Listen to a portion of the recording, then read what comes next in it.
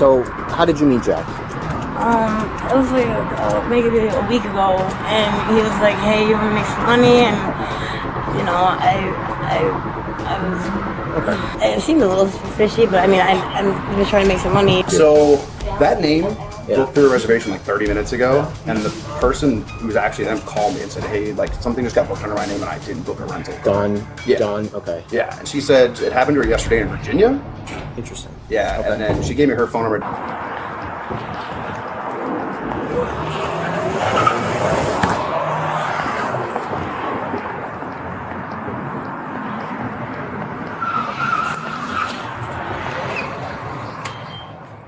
Stay here. Stay here. Sit down. Sit down. Sit down. On June 10th, 2025, officers in northern Illinois responded to a suspected fraud call at Enterprise Rent-A-Car. Most identity theft schemes take weeks to unravel. This one collapsed in 90 seconds. The suspect narrated it herself. Did you come in that white Ford? We already know you came in that white Ford, right? Okay. Do you have any ID on you? Let me see this ID that's in your hand. Okay. Thank you. What's going on? Is your name? Keep it straight with me for 5 seconds here. Is your name? No. Okay. Like going to jail. Well, let's talk about what's going on first. Okay? We don't have to. Okay. All right? The more cooperative you are, the better it is for everybody. Jail. Okay, does that make sense? Please don't let me go to jail. We only do 5 miles on our ride, so. Do me a favor. Where are you coming from right now? Chicago. From Chicago? Yeah. Okay. Okay. Okay. Let's go, please. Please. Is this yours? Is this yours? Yeah. Okay. What's your name? What's your name? I take you to jail. What's your name? Okay. And you're out of the city? Yeah. Okay. Please just let me know now if I'm going. Well, like I said, let's talk first, and then we'll go from there. Okay. Who did you come here with? I don't even know the guy's name. You don't even know the guy's name? No.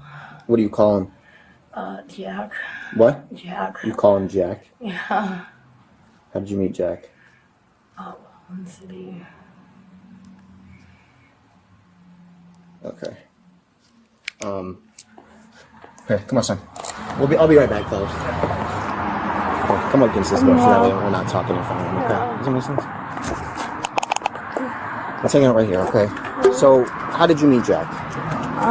It was like maybe a week ago, and he was like, "Hey, you want to make some money?" And you know, I was, Okay. you know, and What are you doing here today? I was trying to get a rental car. You were just trying to get a rental car? Yeah. Okay, for what purpose? I don't know. It was For who? it was for Jack. It was for Jack. How did you contact Jack? He ran into me. He ran into you? Yeah, like I'm from like out west, you know. Out west? Yeah. Okay, where are you from? Originally, like the northwest suburbs. I've been living out west probably like 10 years. 10 years? Why did Jack need a rental car? I don't know. Like I met him maybe a week ago. Not even. Okay.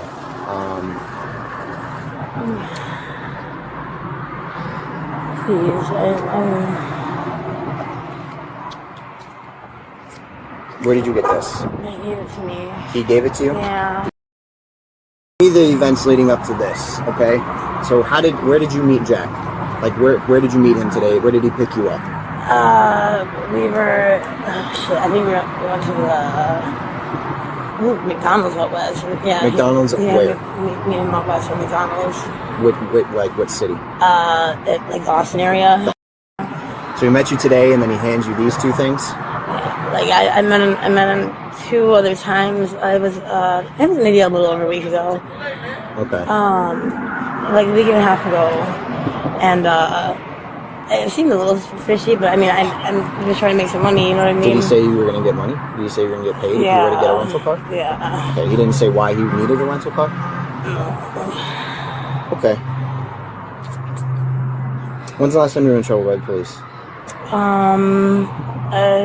Maybe about a year ago. For what? I was in the car with somebody who was stolen a car. Was it a stolen car? Yeah. Where did that happen at? Chicago. Chicago? Okay. So you've never met, you don't even know his first name? I don't. He went by Jack. So I'm monitoring Slack. They're trying to. So look for our phone. she only knows him by Jack. They met like 2 weeks ago or a week ago. And she just got picked up at that McDonald's in Austin. Under Illinois compiled statutes 720 section 16-30, identity theft has a very low activation threshold. Knowingly using another's identifying information to obtain credit, goods, or services completes the offense. The statute grades on aggregate value. Under $300 is a Class 4 felony. Above $100,000, it becomes Class X, 6 to 30 years, with no probation available. Rental vehicles routinely push these transactions into Class 2 or Class 1 felony exposure by value alone. Stacked charges compound the risk: financial card fraud, forgery of a credit instrument, and unlawful use of a fictitious license. The core legal problem here is not the physical evidence. It is the suspect's own admissions. In that window, she conceded the arrangement was, quote, a little fishy, and volunteered financial motive.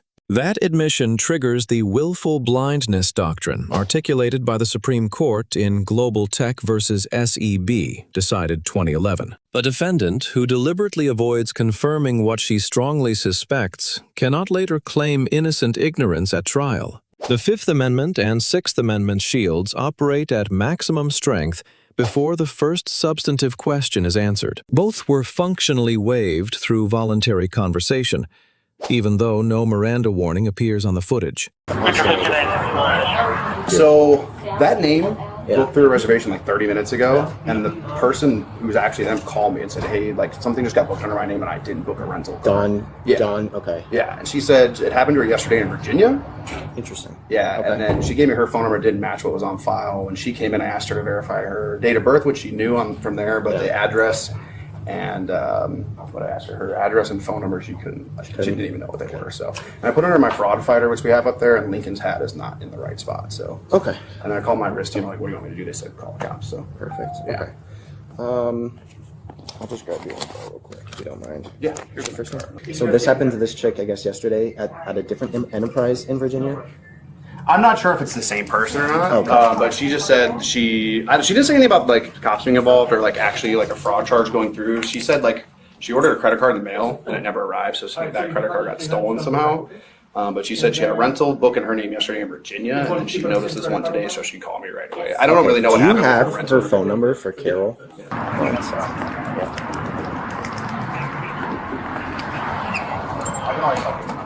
Can I write this down on a sticky note for you? Yeah. I'm fresh out of freaking pages. Just write it out. Yep.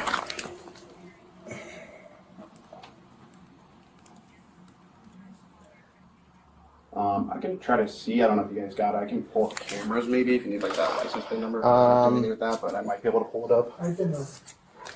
I don't know. Just let me know. So It's good for when 30 we days. were, I didn't even see that there was a driver in there, because when we pulled up, we were literally pulled in front of that car, and I'm like, oh, there's nobody in there. Yeah. And then he ended up driving and taking off. So I don't think we need cameras for that. He didn't get out of the car, did he? Did no one else got out of the car? No, that she was you're the only aware one I got. She got out of the back seat, and then she came in. I was asking her some questions, and she went back to the car for a few minutes, and then came back inside. Okay. But yeah, I never saw anyone else get out of the car. So of? Okay. So when she came in, she provided you with that ID. Did she use that credit card? Did she try to use that credit card? Didn't even I accept already it. knew. So like I didn't. I mean, that's a pretty bad fake ID, to be honest with you. So, all right, man. Cool. I'll call you if I need anything else. I appreciate you guys. Thank you. Yep. The state will lean on Berkemer versus McCarty, decided 1984, treating brief on-scene questioning as non-custodial. The defense counters under Stansbury versus California custody attached the moment she was ordered to sit. Probable cause itself, however, is not a close question under Illinois versus Gates, decided 1983. A victim's real-time complaint, a matching prior fraud in Virginia, and a defective ID clear the Gates threshold easily. He's taking me over too. I mean, hang on. Got 17 different phone calls happening right now. Say that again? I don't know, probably.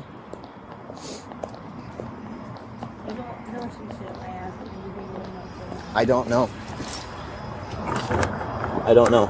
Anything involving ID theft and everything else is, in credit card theft, whatever you want to call it, is a felony in Illinois, right? So, I mean, we have to call the state's attorney's office, we tell the state's attorney what we have, and then ultimately they're going to be the ones that are going to charge you. You have nothing in your pockets? I have money in my bra, that's it. Okay, money in your bra? Can you help me? Yeah, I can help you out. How much money's in your bra? Like 100 and some change. 100 and some change. There's no drugs in your bra, there's no drugs in your pants, there's nothing? Okay. The responding officers earn an A-, tactically sound and legally supported, marked down only on Miranda timing. The subject earns a D+ cooperative in demeanor, but self-destructive in every legally consequential moment. The enterprise employee earns an A+ textbook civilian fraud detection under real-time transactional pressure. 3 practical lessons emerge. First, the words most valuable to prosecutors are the ones a suspect volunteers unprompted. Second, labeling a scheme fishy is no defense under global tech.